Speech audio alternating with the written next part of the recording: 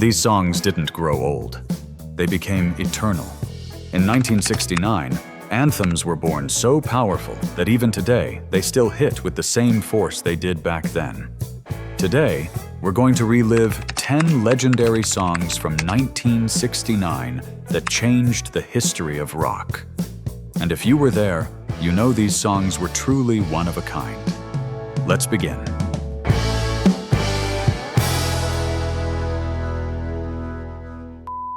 Number 10. Born to be Wild by Steppenwolf.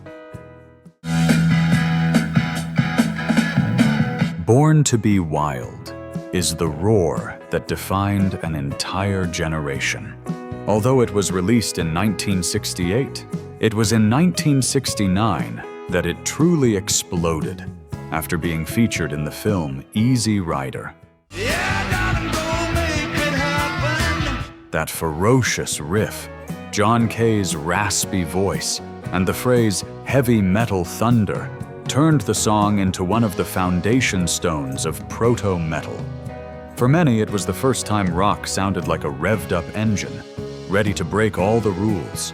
What few people know is that it began as a slow ballad written by Mars Bonfire, and it was Steppenwolf who transformed it into pure adrenaline. The song reached number 2 on the Billboard charts, was included in Rolling Stone's 500 Greatest Songs of All Time, and in 2018, it was inducted into the Rock and Roll Hall of Fame. Even today, hearing it still feels like an invitation to unleash the wild spirit we all carry inside. Number 9. Green River by Creedence Clearwater Revival. In 1969, Green River took us straight to the heart of the Deep South, even though Creedence was from California. With its vibrant riff and John Fogerty's raspy voice, the song blended southern rock, swamp rock, and a touch of countryside nostalgia. It was simple, raw, and honest. It sounded like river water, long summers, and freedom. It's no surprise it reached number 2 on the Billboard charts and became one of the great anthems of that year. What makes it even more special is that Green River was born from a memory. Fogerty was thinking about the happy days of his childhood, swimming in a creek and drinking Green River soda. You can feel that authenticity in every chord. It was the band's 3rd gold single, in a year when Creedence released 3 albums in 1969 alone. For many, listening to it is like closing your eyes and going back to a time when life felt simpler and rock felt more real. Number 8. Pinball Wizard by The Who. In 1969, The Who stunned the world with Pinball Wizard, a song as strange as it was irresistible.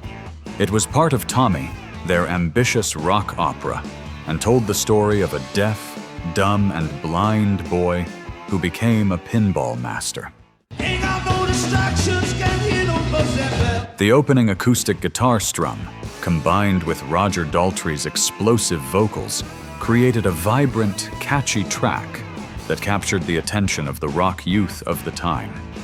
What makes it even more interesting is that Pete Townshend wrote it almost out of obligation.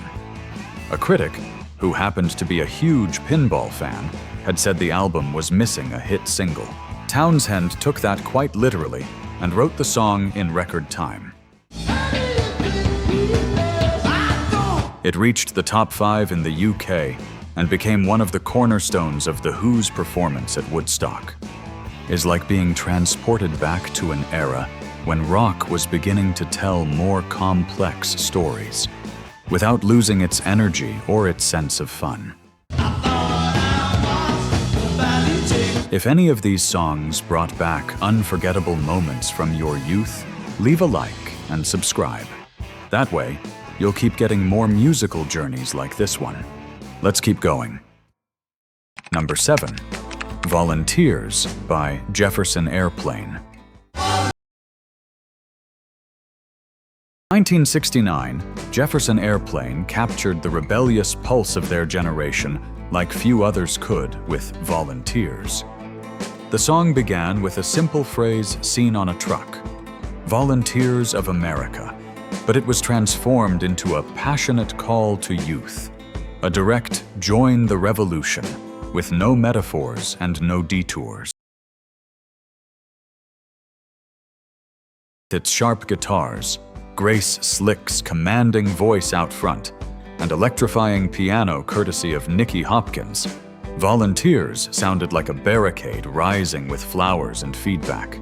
The band performed it at dawn at Woodstock. Although it was not a major chart hit, its cultural impact was undeniable. The lyrics were so incendiary that some critics compared them to anarchist manifestos. But according to Paul Kantner, it wasn't about politics. It was about freedom. Rebellion with groove. The riff came from a bluegrass-inspired idea suggested by David Crosby, adding even more to the song's beautifully organized chaos.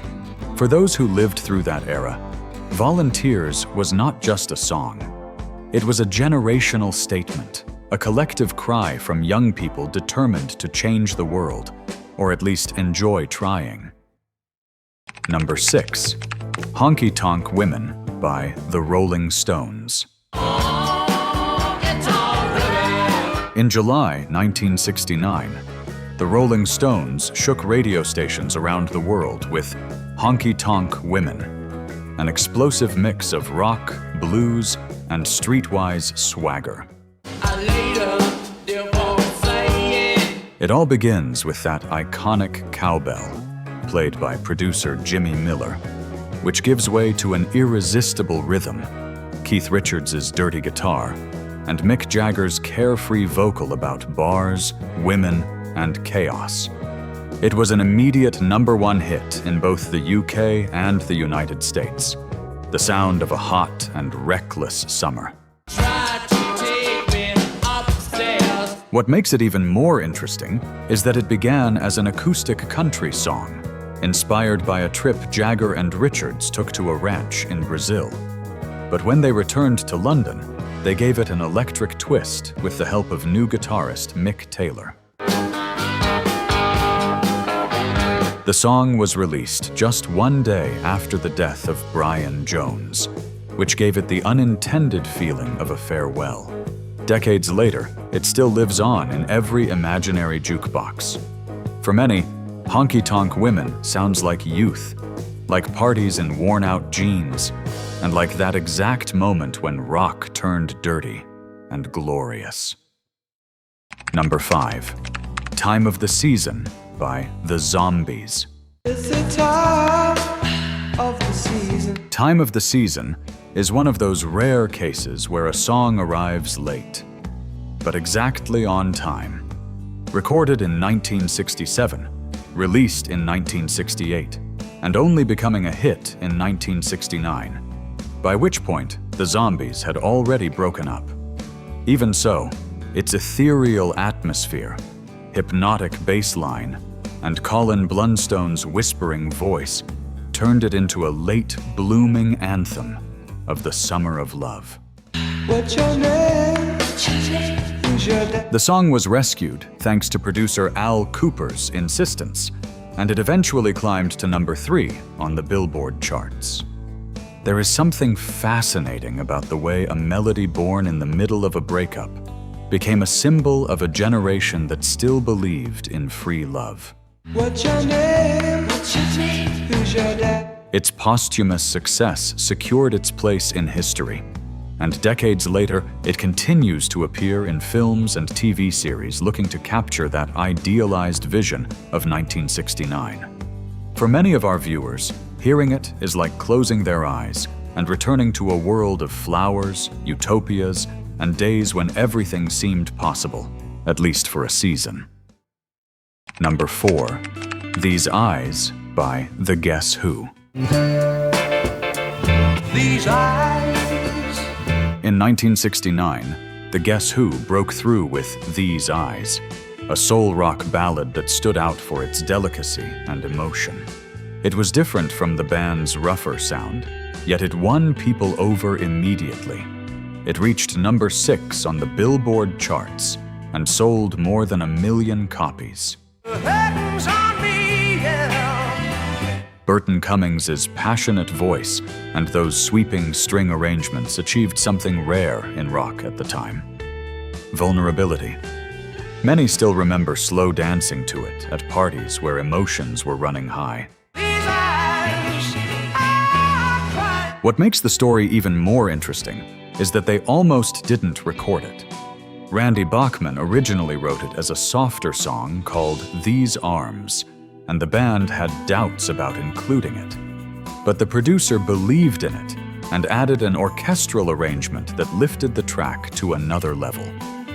It turned out to be exactly the right call. These Eyes opened the door for the band to become superstars. For many of our viewers, hearing those first chords is enough to bring back a youthful romance, that first dance, that blend of sweetness and melancholy that only a truly great song can capture. Number 3, Whole Lotta Love by Led Zeppelin. With Whole Lotta Love, Led Zeppelin kicked the door open on a new era of rock. Jimmy Page's riff came in like thunder, John Bonham's drums rumbled like a train, and Robert Plant's wild vocals unleashed the full storm. It was 1969, and this track opened Led Zeppelin 2 with a force no one had ever heard on the radio before. It reached number 4 on the Billboard charts and sold more than 500,000 copies in the US alone. In that moment, the whole world knew something had changed. Hard rock and heavy metal had just been born. But the song also came with controversy. Some of the lyrics were drawn from a Muddy Waters song, which led to a lawsuit that eventually added Willie Dixon as a co-writer. Even so, the track's sonic innovation was revolutionary. Guitar panning, psychedelic echoes, and a scorching solo that sounded like it came from another planet. Whole Lotta Love did not just sound loud, it sounded different. And for thousands of young people in 1969, it was the signal that rock no longer had any limits, only volume. Number 2, Touch Me by The Doors. Touch me, baby. Can't. Touch Me revealed the most sophisticated and seductive side of The Doors. Released at the end of 1968 but turned into a hit in 1969, the song brought the band into the pop charts without sacrificing their identity. I'm gonna love you. It sounds different from the very beginning. Bright horns, orchestral strings, and a jazz saxophone solo no one saw coming.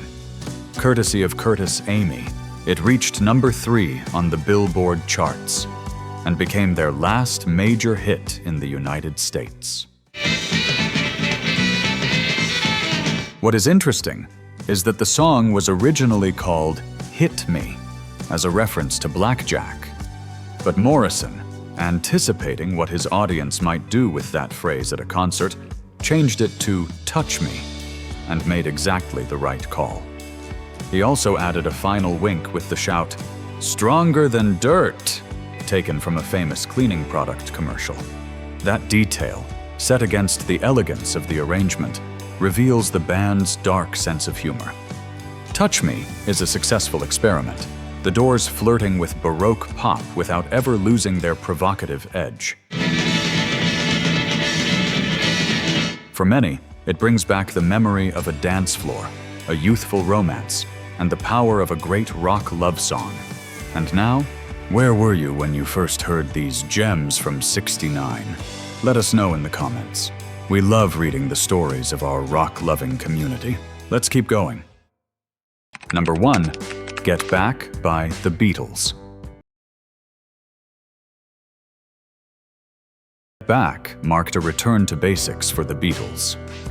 In the middle of growing internal tensions, and after years of psychedelic experimentation, this song felt like a return to raw, straightforward rock and roll. Paul McCartney leads the way with a simple, infectious riff, joined by Billy Preston on Fender Rhodes electric piano.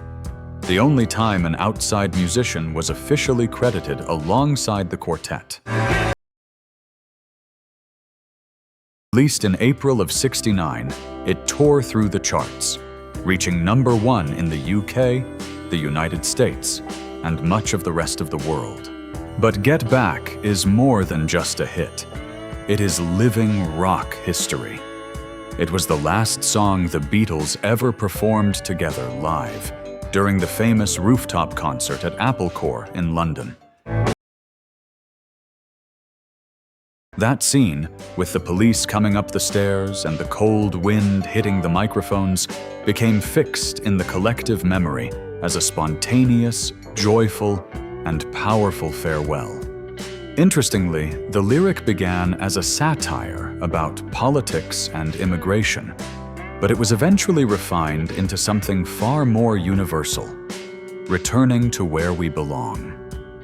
For many of our viewers, that line, "Get back to where you once belonged," is not just a chorus. It is an emotional time capsule that takes them straight back to their youth. What's most incredible is that while these songs were lighting up the charts, there were others just as powerful that faded into obscurity over time. Click on the next video and discover with me 10 hidden gems from the '60s that deserve to be heard again. I'll see you there, my rock-loving friend.